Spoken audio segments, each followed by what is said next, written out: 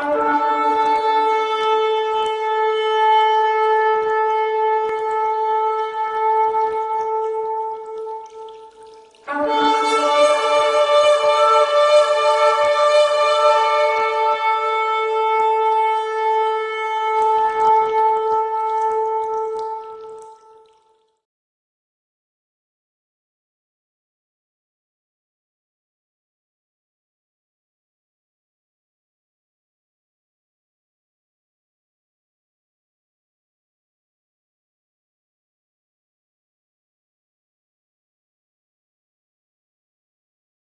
22, les versets 14 à 20.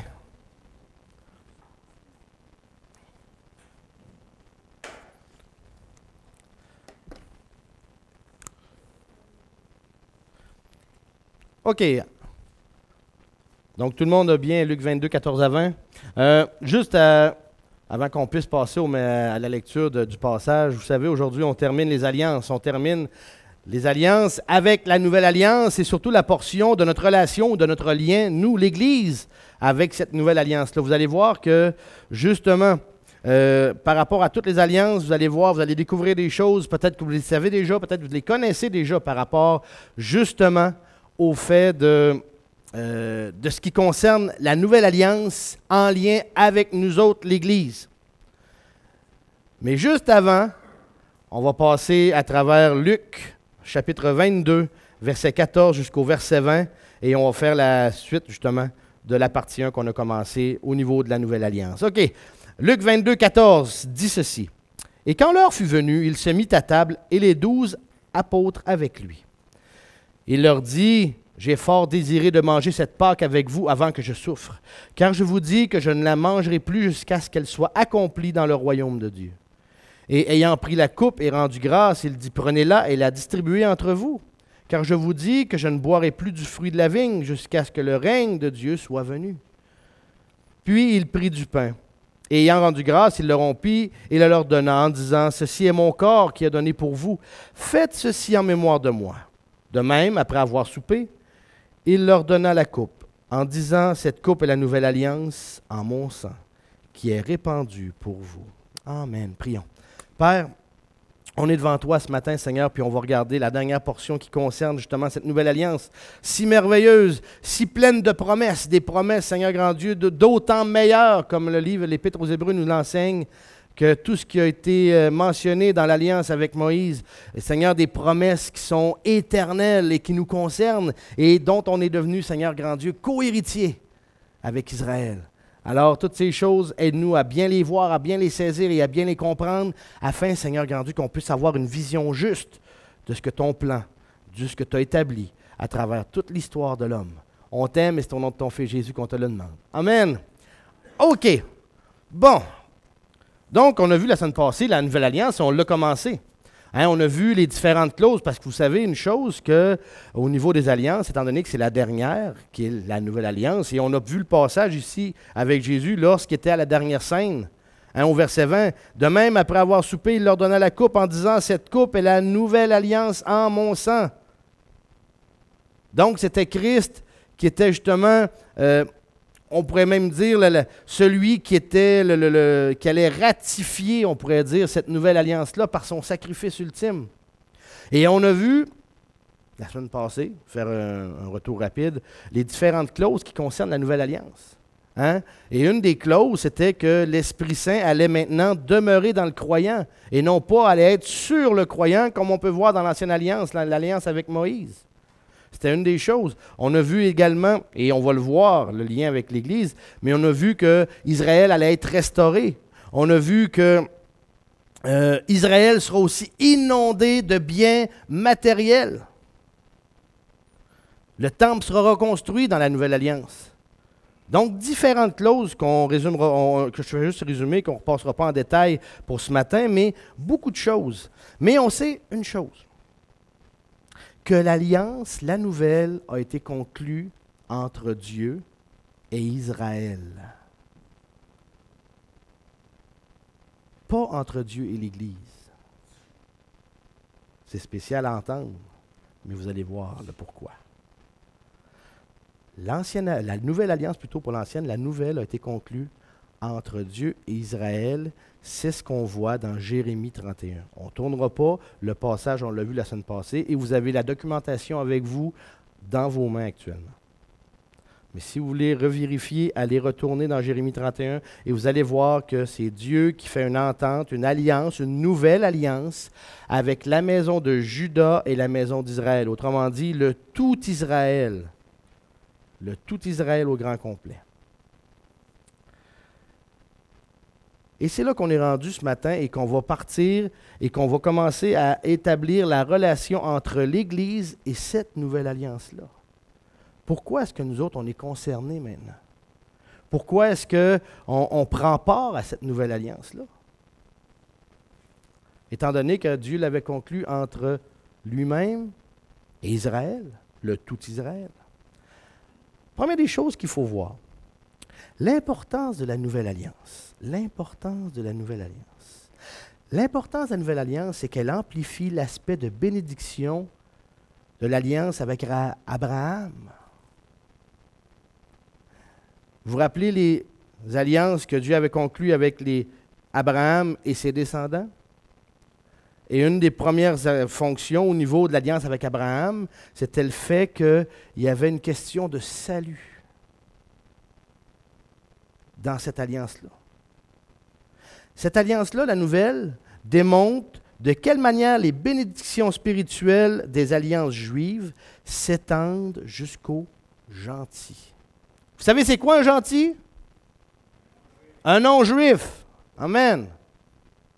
Et un païen, c'est quoi? Un non-croyant. Ça a une grosse différence.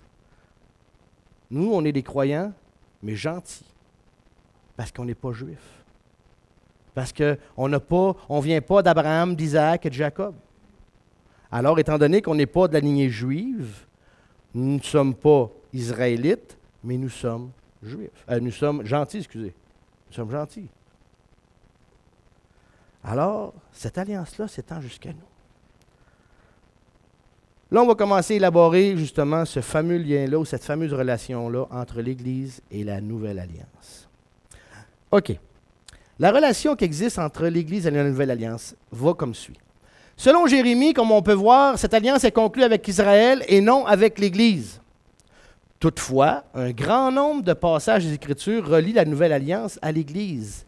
Et on en a pris un dans le lot, Luc 22, 14 à 20, qu'on voit, mais Matthieu 26, 28, Marc 14, 24, et ainsi de suite.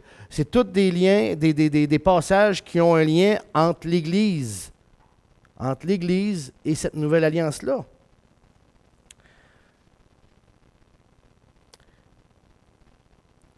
Dans le passé, il y a eu malheureusement une mauvaise compréhension de ce lien-là entre l'Église et la Nouvelle Alliance qui a fait en sorte que un courant de pensée a émergé dans l'Église. Une sorte de compréhension qui, malheureusement, est erronée. C'est celui du fait que l'Église a remplacé Israël. Et malheureusement, c'est complètement faux. C'est complètement faux. L'Église n'a pas remplacé Israël. Ce qu'on va voir, c'est ce qui s'est passé réellement, c'est que, en ne remplaçant pas Israël, l'Église partage plutôt des bénédictions qui étaient au départ pour Israël. C'est ça la grande différence. Tournez dans Éphésiens 2, s'il vous plaît. Éphésiens 2, 11.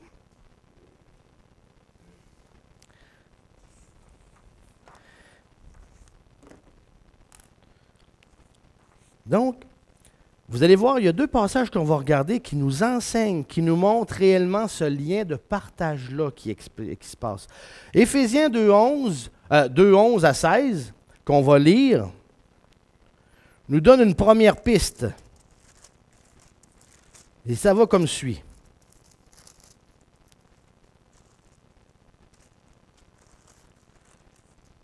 OK. Ça dit, c'est pourquoi. Parce que là, Paul parle aux Éphésiens, là. OK?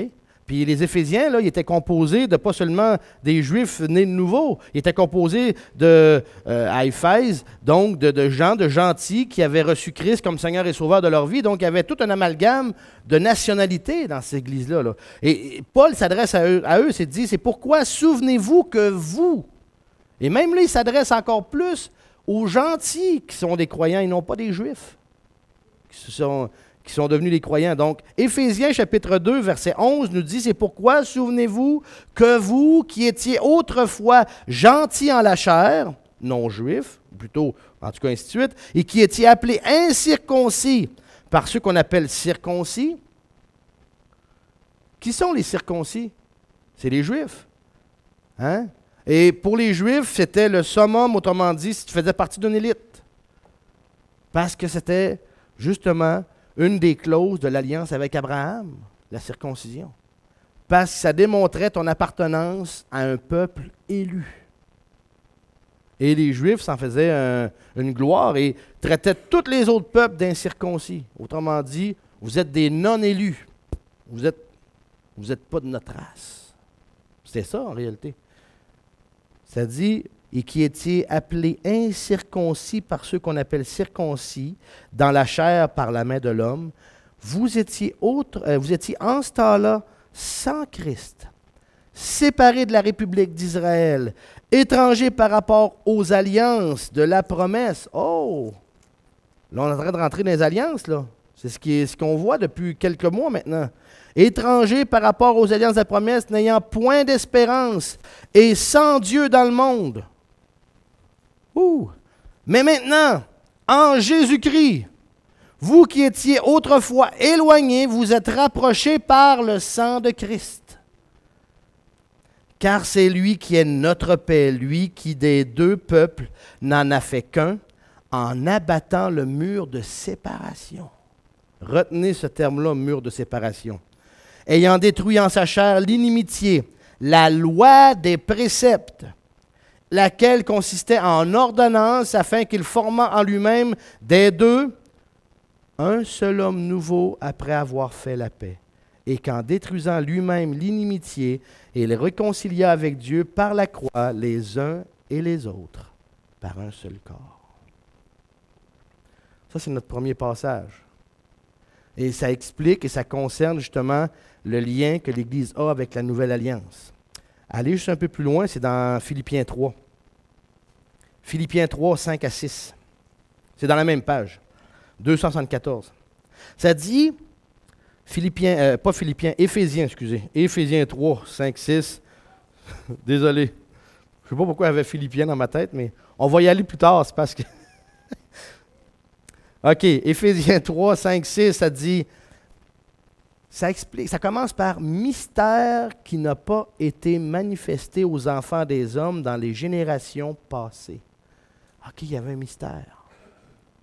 Comme il a été révélé maintenant par l'Esprit à ses saints apôtres et prophètes. C'était quoi le mystère? C'était quoi le mystère qui n'avait pas été révélé dans les générations précédentes? Verset 6, regardez ce qui est dit. Savoir que les gentils sont co-héritiers et qu'ils font un même corps, qu'ils participent à sa promesse en Christ par l'Évangile. Oh! C'est un mystère dans les générations passées et ça, c'est maintenant révélé à travers le Nouveau Testament. Alors, c'est ça qu'on vient de voir. On vient de voir justement qu'il y a un mur de séparation qui séparait les gentils des Juifs. D'avoir accès aux promesses des alliances, d'avoir accès aux promesses que Dieu avait faites à son peuple, et que maintenant, ce mur-là, ça nous dit dans Éphésiens, le passage d'avant, dans Éphésiens 2, que Christ a détruit ce mur-là. Allons voir. Allons voir qu'est-ce qu'il y en est dans toutes ces choses-là. OK. Là, on va commencer par rapport au fait que, comme j'ai dit tout à l'heure, ce n'est pas l'Église qui a remplacé Israël, mais que l'Église partage des bénédictions avec Israël. OK, c'est important à savoir ça. Revenons sur le point de vue justement du partage. On va faire un petit recul, ça dit ceci. Dieu conclut avec Israël 4 alliances inconditionnelles. Est-ce que vous avez encore votre tableau avec vous? J'espère que oui, sinon j'espère qu'il est à la maison. Hein? Quelles sont ces alliances? L'alliance avec Abraham, OK? Où il a dit à Abraham, mais là c'est juste un point parmi tant d'autres, parce qu'il y avait beaucoup de clauses dans cette alliance-là, qui fera de lui une grande nation, et que toutes les nations de la terre seront bénies en lui. Hein, c'était dans les clauses qu'il y avait avec l'alliance avec Abraham. La deuxième alliance, c'était l'alliance du pays. On l'a vu il y a quelques jours, quelques semaines de ça, qui nous dit que Dieu avait donné à Israël un territoire bien précis. Vous rappelez-vous de quelle place à quelle place? Oui, Nathanaël? Oui, merci beaucoup. Du Nil à l'Euphrate, ça fait grand territoire, ça. Et vous avez vu, hein, il y a 2 semaines de ça, comment que ça couvrait de pays. L'alliance du Nil à l'Euphrate, on a une partie de l'Égypte, on a la Palestine, on a la Jordanie, on a la Syrie, une partie, on a après ça une partie de l'Arabie, une partie de l'Irak, c'est vrai. Donc, imaginez qu'on a une partie du Liban aussi. Donc, à vous imaginer aujourd'hui là, que si on va, en 2014, si on va là, c'est une vraie poudrière d'aller là, hein, le Moyen-Orient. Mais Dieu a donné à Israël tout ce territoire-là. Et n'oubliez pas une chose, Dieu a promis et il va l'accomplir. Alors, l'alliance du pays, c'est celle-là. Donc, le fait que Dieu allait restaurer Israël et qu'il allait le donner, ce territoire-là, probablement qu'il va faire en sorte que les nations s'en aillent pour qu'Israël s'établisse et possède tout le pays. Je ne sais pas comment ça va se faire par rapport à ça, mais peu importe, l'alliance du pays, le territoire va appartenir à Israël. Troisième alliance inconditionnelle. Hein? Ça dit l'alliance avec David. L'alliance avec David, c'était quoi? C'est qu'elle allait avoir un descendant de David sur le trône d'Israël pour l'éternité. Et on sait que ce descendant-là, c'est Christ. C'est Christ. Et la 4e alliance conclue avec Israël, qui est inconditionnelle, c'est la nouvelle alliance, celle qu'on regarde ce matin. Alors, le point de vue du partage, ça concerne ces 4 alliances inconditionnelles-là. Et ça concerne, autrement dit, les promesses faites à travers ces 4 alliances inconditionnelles. Vous savez la différence entre conditionnel et inconditionnel, on l'a vu depuis plusieurs semaines déjà. Conditionnel, c'est « fais ceci, je ferai cela ». Et inconditionnel, c'est « je ferai ». Peu importe l'obéissance ou la désobéissance, Dieu s'engage à faire en sorte que toutes les promesses, les clauses qui ont été mentionnées dans ces alliances-là s'accomplissent. Mais les conditionnels, eux autres, lorsque une des 2 parties n'accomplit pas leur bout de chemin, l'alliance tombe. Et une première alliance qui était conditionnelle, c'était celle en Éden. Quand Adam et Ève ont péché, l'alliance a tombé. Et la deuxième alliance qu'on va voir, qui est conditionnelle dans toutes les alliances qu'on regarde, c'est l'alliance avec Moïse, qui était conditionnelle elle aussi. Fais ceci et je ferai cela. Alors, juste avant d'aller dans l'alliance avec Moïse, ça dit que toutes les bénédictions de Dieu, aussi bien matérielles que spirituelles, sont données par l'entremise de ces 4 alliances-là. Allons plus loin. Il existe une 5e alliance que Dieu a faite avec Israël, qu'on vient de mentionner, qui était l'alliance mosaïque, l'alliance avec Moïse au Sinaï. Hein, les 10 commandements, les 613 commandements de la loi, tout l'ensemble des sacrifices, comme on a vu, on a passé plusieurs semaines là-dessus. Cette alliance-là représentait le fameux mur de séparation qu'on vient de lire dans Éphésiens 2. Hein? Donc, ça dit, c'est pourquoi, souvenez-vous, que vous qui étiez autrefois gentils en la chair, qui étiez appelés incirconcis par ceux qu'on appelle circoncis dans la chair par la main de l'homme, vous étiez en ce temps-là sans Christ, séparés de la République d'Israël, étrangers par rapport aux alliances de la promesse, n'ayant point d'espérance et sans Dieu dans le monde. Mais maintenant, en Jésus-Christ, vous qui étiez autrefois éloignés, vous êtes rapprochés par le sang de Christ. Donc, ça dit, car c'est lui qui est notre paix, lui qui des deux peuples n'en a fait qu'un, en abattant le mur de séparation. Le mur de séparation. Pourquoi que c'est un mur de séparation? C'est que justement, elle empêchait les gentils de participer aux bénédictions spirituelles des 4 alliances qu'on a vues, Abraham, l'alliance du pays, l'alliance davidique et également la nouvelle alliance. Oui. Donc, ce mur de séparation-là empêchait ces choses-là. Si un gentil voulait participer aux alliances, il devait devenir un prosélyte. C'était quoi un prosélyte? Quelqu'un qui se convertit à la foi juive, tout simplement. Il devait totalement se soumettre à la loi mosaïque, se faire circoncire, suivre toutes les obligations de la loi. Il devait vivre comme un fils d'Abraham. C'est comme ça qu'il devait être. Gloire à Dieu qu'on n'est plus obligé de faire ça. Hein? À vous imaginer, on a parlé il y a quelques semaines, de voir suivre tous les préceptes de la loi. D'aller sacrifier votre bœuf à toutes les années. D'aller sacrifier un agneau à toutes les fois qu'il y avait un péché. De suivre la loi au grand complet dans toutes ses restrictions et tout ce qu'il doit avoir. Donc, c'était tout un ensemble de préceptes qui étaient extrêmement durs, qui étaient, on va vous dire honnêtement, qui étaient pratiquement impossibles à accomplir parfaitement. Alors, il devait vivre comme un fils d'Abraham avant ça. Les gentils, en tant que gentils, ne pouvaient pas bénéficier des bénédictions spirituelles contenues dans les alliances juives et étaient par conséquent exclus de la communauté d'Israël. Ils n'avaient reçu aucun bénéfice spirituel contenu dans ces alliances. Toutefois, quand Christ est mort, à la mort du Messie, la loi mosaïque, autrement dit le mur de séparation, c'était la loi mosaïque, a été détruit. Détruit. Maintenant, par la foi, les gentils, en tant que tels, peuvent prendre part aux bénédictions spirituelles des 4 alliances inconditionnelles. Aux 4 alliances inconditionnelles.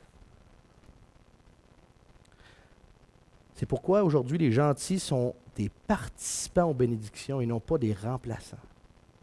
Ça a une grande, grande différence.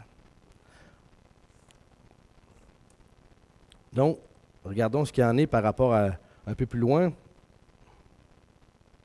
Parfait, c'est ça. Alors aujourd'hui, l'Église, en rapport avec la Nouvelle Alliance, est la même avec l'alliance, les alliances abrahamiques. Autrement dit, les promesses matérielles de l'alliance abrahamique, amplifiées par l'alliance du pays, l'alliance davidique, et ainsi de suite. Regardez-moi bien, là. Les promesses matérielles sont exclusivement données à Israël, comme le fait de posséder le pays. J'en ai parlé il y a quelques semaines, quand on dit que l'Église, il y a eu une mentalité dans l'Église de remplacer Israël. Il y a eu, il y a 1000 ans de ça, des croisades qui voulaient reprendre Israël parce qu'ils devaient s'installer là.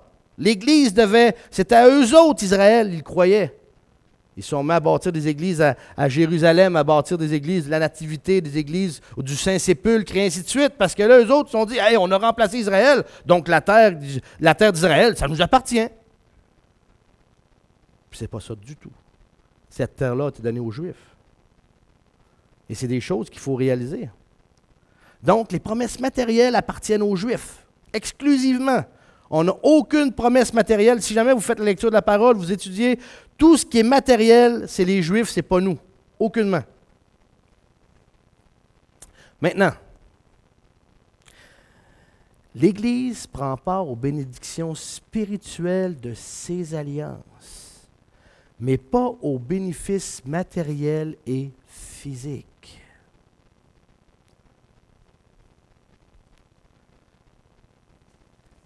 Et ces bénédictions-là spirituelles, comme vous le voyez ici, sont déjà partagées avec l'Église. Est-ce que vous me suivez jusque-là? Vous allez voir. Tournez dans Éphésiens 1. Ce passage-là est d'une extrême importance parce que Paul lui-même enseigne justement quelles sont une partie de ces bénédictions spirituelles-là que vous partagez déjà ce matin avec Israël à travers la nouvelle alliance.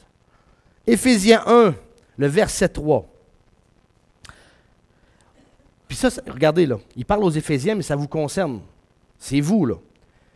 Béni soit Dieu, le Père de notre Seigneur Jésus-Christ, qui nous a bénis de toutes sortes de bénédictions spirituelles dans les lieux célestes par Christ. Oh là, on est en train de on a un rapport avec la nouvelle alliance là. Paul est en train ici d'entamer l'explication et plutôt l'énumération des différentes bénédictions qu'on a reçues, nous, l'Église, qui au départ appartenait aux Juifs. Mais maintenant, à travers le sang de Christ, on est devenu co-héritiers et ce sont les promesses qui nous appartiennent. C'est extrêmement important. Selon qu'il nous a élus en lui avant la fondation du monde, afin que nous soyons saints et irrépréhensibles devant lui par la charité.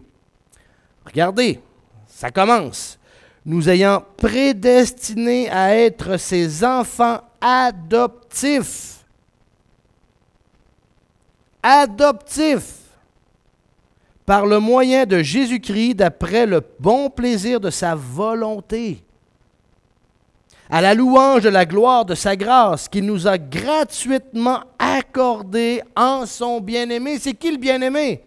Jésus. Il nous accorde, premièrement, le fait on devienne des enfants adoptifs. Après ça, justement, qu'il nous accorde la louange de la gloire de sa grâce. C'est une faveur non méritée. Après ça, ça dit, en qui nous avons la rédemption par son sang, le rachat. Si on n'aurait pas été racheté, c'est l'enfer qui nous attend. C'est la prison. La rédemption par son sang. On a été racheté à un grand prix qui est Jésus-Christ. Après ça, ça dit, selon les richesses de sa grâce. OK. 8. Qu'il a répandu sur nous abondamment par toutes sortes de sagesse et d'intelligence, nous ayant fait connaître le mystère de sa volonté selon le dessein bienveillant qu'il avait auparavant résolu en lui-même.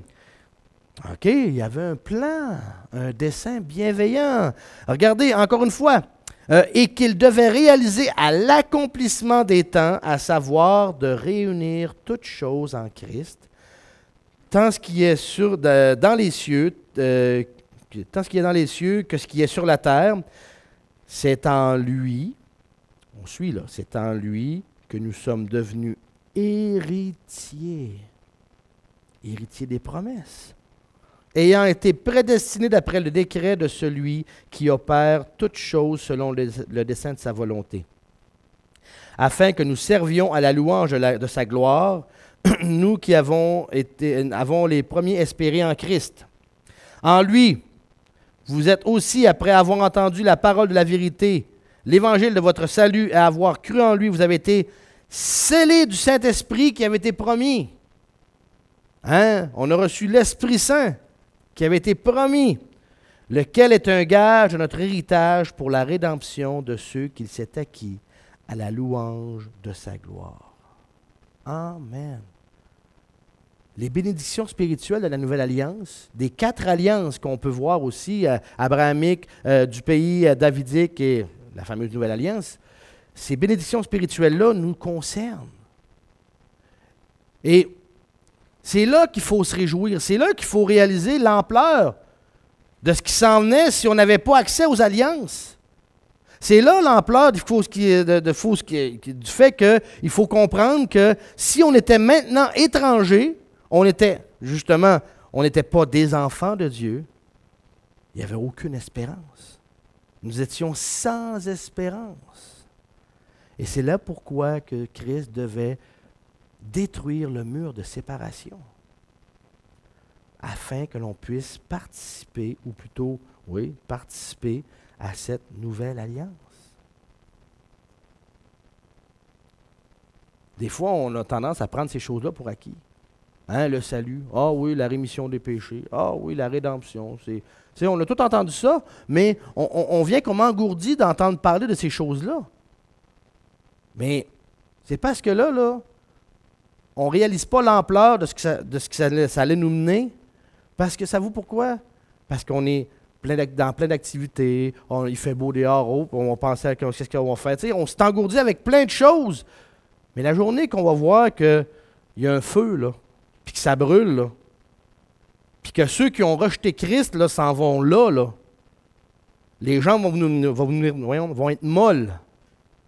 Les jambes vont être tellement molles, puis on va se réjouir du fait qu'on a échappé au feu de l'enfer. Il faut absolument réaliser que ces promesses-là, même si on les entend, on l'a entendu de nombreuses fois à travers des dizaines de prédications, que ce sont des promesses qui sont meilleures.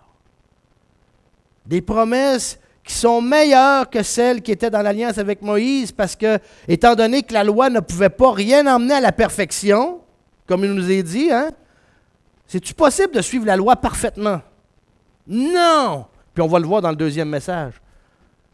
Donc, si c'est impossible de suivre la loi parfaitement pour être parfait comme Dieu demande d'être parfait, bien, ça nous demande quelqu'un qui doit prendre notre place, puis justement faire en sorte que lui va pouvoir accomplir parfaitement la loi, mais qui, par son sang, par son sacrifice ultime, va faire en sorte que, grâce à lui, c'est une grâce qu'aujourd'hui on peut avoir accès au trône de grâce.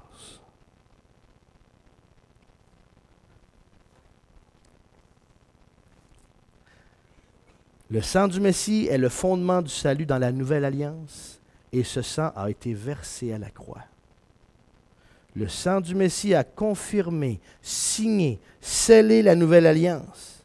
Les dispositions de la nouvelle alliance ne peuvent pas se réaliser dans, par et à travers l'Église.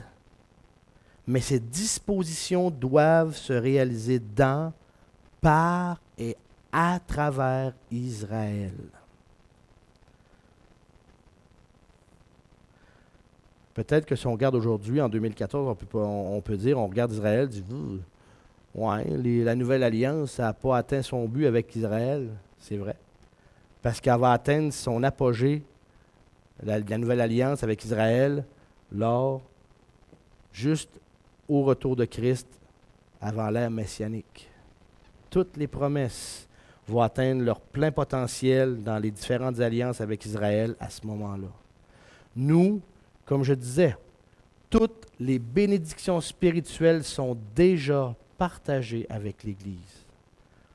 Toutes les bénédictions spirituelles de ces alliances-là, on les vit là.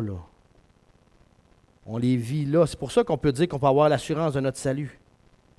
C'est pour ça qu'on peut dire que si jamais mes yeux se ferment tout à l'heure ou à l'instant même, bien, par la grâce de Dieu, à cause du sang de Christ, je vais être dans la présence du Seigneur. Parce que toutes les bénédictions spirituelles sont déjà partagées.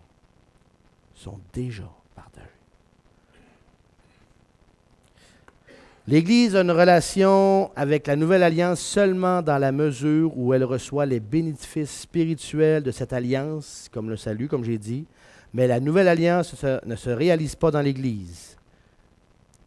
L'Église prend part aux bénédictions spirituelles d'Israël. OK. Maintenant, le statut de la Nouvelle Alliance. Le statut de la Nouvelle Alliance.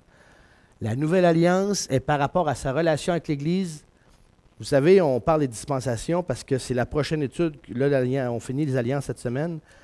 La prochaine étude qu'on va toucher, c'est les dispensations. Pour clore, pour qu'on puisse tout imbriquer ensemble, le plan de Dieu pour pour les hommes dans l'histoire. OK? Puis on voit une belle affiche sur le côté du mur avec les différentes dispensations. Le fondement, la nouvelle alliance est par rapport à sa relation avec l'Église, le fondement de la dispensation de la grâce. Actuellement, on est dans la dispensation de la grâce, dans l'ère de l'Église. OK? Et cette ère-là va se terminer jusqu'à l'enlèvement. Va se rendre jusqu'à l'enlèvement et se termine avec l'enlèvement. Ça, c'est par rapport à l'Église. Mais par rapport à Israël, la nouvelle alliance, c'est le fondement de la dispensation du royaume messianique. Le millénium. La prochaine dispensation qui s'en vient pour eux autres. La nouvelle alliance est elle-même inconditionnelle et donc éternellement en vigueur. Et si jamais vous avez l'occasion d'étudier le livre de l'Apocalypse, vous allez voir à la fin que Dieu est présent avec son peuple pour l'éternité, au siècle des siècles. Et ça fait partie justement des clauses de la nouvelle alliance. OK. Dernière chose que je voulais vous montrer, c'est juste de revoir tout l'ensemble des 8 alliances qu'on a regardées à travers la ligne du temps. Ça, la ligne du temps qu'on a là, c'est tout, on pourrait dire, c'est l'histoire de ce qu'on retrouve dans la parole de Dieu. Hein? D'Adam jusqu'à l'ordre éternel, autrement dit, la Nouvelle Jérusalem. Et on voit à travers les différentes périodes, on voit Adam, comment je pourrais dire ça donc, l'humanité, après ça, les malédictions de l'homme et de la création avec Adam lorsque Adam est tombé. Après ça, on voit la formation d'Israël, les nouvelles responsabilités quand Noé est arrivé, le déluge. Et ensuite, la formation d'Israël avec les patriarches, Moïse, Josué, les patriarches, c'est qui? Abraham, Isaac, Jacob. OK? Ensuite, on voit la théocratie, autrement dit, le fait qu'après que Josué est quitté, autrement dit, il soit décédé, il y a eu une période où il y avait des juges. Alors, les prêtres et les juges. Mais après ça, le peuple a demandé des rois. On veut un roi comme les autres nations d'alentour. Fait que Dieu a emmené Saül. Saül n'a pas fait l'affaire. Après ça, David est arrivé. Dieu a choisi David. Et là, ainsi de suite, on a une période des rois. Et ça l'a clos avec, justement, étant donné que la royauté s'en allait et abandonnait complètement Dieu, Dieu a envoyé des prophètes pour dire « Revenez à moi, revenez à moi ». Mais finalement, le peuple ne voulait pas revenir. Il désobéissait constamment. Dieu a emmené un châtiment. Et ça a été que les nations d'alentour, surtout les Babyloniens, ont déporté Israël pendant 70 ans. Donc, c'est ce qu'on appelle l'exil. Ensuite, après 70 ans, Esdras et Néhémie sont revenus, justement parce que Dieu a permis qu'ils reviennent. Et ça a été comme la restauration d'Israël jusqu'à la croix. Christ, lorsqu'il est mort, et ensuite, ça a été la période de l'Église, des apôtres, et enfin le royaume avec Jésus-Christ. Les 8 alliances qu'on a vues dans les 2 derniers mois se situent comme ça. L'alliance édénique au départ, l'alliance avec Adam par la suite, l'alliance noémique et l'alliance avec Abraham plus loin, qui a emmené les différentes autres alliances à être reliées à Abraham. Alors, l'alliance du pays, l'alliance avec David, l'alliance avec Moïse et l'alliance, la nouvelle, qui ont tout un rapport avec l'alliance d'Abraham. Et là, on va voir le constat final qui sont les alliances conditionnelles et inconditionnelles. Celles qui sont inconditionnelles se perpétuent dans le temps. L'alliance avec Adam. Hein? Avec Adam, on a vécu la mort physique. Est-ce qu'on meurt encore physiquement aujourd'hui? Oui, ça marche encore. À cause de cette alliance-là est inconditionnelle, donc les clauses sont encore en vigueur aujourd'hui. L'alliance avec Noé. L'alliance avec Noé, Dieu avait donné des consignes bien précises à Noé. Et il y avait aussi l'arc dans le ciel. Est-ce qu'il y en a encore des arcs-en-ciel qui nous rappellent que Dieu jamais plus ne noiera la terre entière dans les eaux du déluge? Oui, ça fonctionne encore. Et ensuite, les autres alliances, ils sont toutes inconditionnelles à part l'alliance avec Moïse. Parce que l'alliance du pays, aujourd'hui, Israël n'a pas la possession de l'entièreté du territoire du pays que Dieu a donné. Hein? Mais ça va se produire dans le royaume messianique. Autrement dit, dans le millénium. L'alliance avec Moïse, qu'on voit la petite flèche, qui est une alliance conditionnelle, elle a pris fin quand? à la croix. C'est fini, les lois étaient finies, tout, il n'y avait plus besoin de faire de sacrifice quelconque ou de suivre les lois de l'Ancien Testament. Ça a terminé là. L'alliance avec David va prendre sa force aussi dans le royaume messianique. Parce que c'est qui va régner dans le millénium? Jésus. Amen. Le fils de David. La nouvelle alliance. Vous avez vu 2 flèches séparées? Parce que la nouvelle alliance, étant donné qu'on partage les promesses avec Israël, nous, on vit déjà nos promesses dans le temps de l'Église, mais Israël va vivre l'entièreté de ces promesses-là dans le royaume messianique. C'est ce qu'on a vu dans les 2 derniers mois ou plus encore. Oui, M. Casavant. Oui, c'est celle-là ici. C'est celle-là, c'est juste parce que c'était plus difficile à faire sur le tableau que ça, fait que j'ai dit, autant, ça allait mieux celle-là. Mais, oui, c'est celle-là, justement, tout simplement faite par rapport aux différentes alliances. Alors, ça clôt les alliances, mais n'oubliez pas une chose. Maintenant, à toutes les fois que vous allez passer à travers le Nouveau Testament, vous allez avoir dans le coin de votre tête, « Ah oui, c'est vrai, telle alliance, parce que le moment donné, Paul fait constamment référence aux alliances. Et si vous faites passer à travers le livre des Hébreux, là, vous allez avoir des sujets au niveau des alliances d'une façon, des références au niveau des alliances, là, dans le livre des Hébreux, il y en a comme ça. Alors, ça vous permet de vous situer par rapport à votre lecture biblique, par rapport à votre compréhension et par rapport aux choses, aux bénédictions qui vous concernent et à celles qui ne vous concernent pas. Parce qu'il y a un grand malheur qui se passe à travers les chrétiens aujourd'hui, c'est d'aller chercher des promesses et de croire à des promesses qui ne les concernent pas. Et de les prendre pour eux, mais non, ce n'est pas à eux autres. Il y a des promesses qui sont pour les gentils, pour nous autres, pour l'Église, puis il y a des promesses qui ne sont pas pour l'Église, qui sont pour Israël. Il faut se comprendre. Et c'est pour ça qu'il est important de comprendre les alliances. Et la semaine prochaine, on commence les dispensations. Amen. Est-ce que ça suivait? Oui? Il y a des questions? Oui?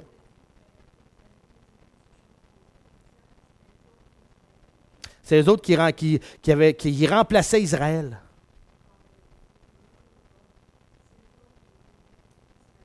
Oui, c'est ça. Justement, le problème avec les témoins de Jéhovah, eux autres, ils se disent que c'est eux autres, mettons, comme il y a la notion de, si vous avez déjà entendu parler des témoins qui disent qu'ils sont les 144 000. Mais si vous allez dans Apocalypse 7 et Apocalypse 14, vous allez voir que les 144 000, c'est 12 000 de chaque tribu d'Israël. Après ça, c'était des hommes qui n'avaient pas connu de femmes. Fait qu'aussitôt que tu es marié, tu es disqualifié. Fait qu'avez-vous vu comment que, puis là, ils veulent se donner 12 000 de chaque tribu. Bien, de quelle tribu que tu appartiens d'abord? Es-tu la tribu d'Isaacar, de Nephtali? Es-tu la tribu de Zabulon, et ainsi de suite? Oui. Merci beaucoup, Mme Morancy. Oui. Ben oui. Malheureusement, ils croient que Jésus a été créé comme Satan, puis ainsi de suite. Ah, les gars. C'est pour ça qu'il faut absolument, quand on va sonder les Écritures, il faut aussi aller dans la langue originale, parce que la langue originale a une saveur, des fois, dans le mot qui nous explique le pourquoi de ce mot-là, et par rapport, et ainsi de suite. Tout est beau? Parfait. On va prier. Père éternel, on est devant toi, Seigneur grand Dieu, ce matin. Je te prie que tu puisses nous aider à comprendre encore plus ces alliances-là qui sont importantes, qui sont encore en vigueur aujourd'hui, qu'on a encore des clauses qui sont en force. Mais Père éternel aussi, aide-nous à pouvoir assimiler ta parole, puis mieux la cerner de mieux en mieux, qu'on puisse la comprendre, qu'on puisse comprendre notre outil de travail, Seigneur. Qu'on soit un bon menuisier. Parce qu'un menuisier qui ne comprend pas comment travailler avec ses outils est un mauvais menuisier, Seigneur. Alors, Seigneur, en toutes choses, on t'aime. On te demande de nous aider. C'est au nom de ton Fils Jésus qu'on te le demande. Amen.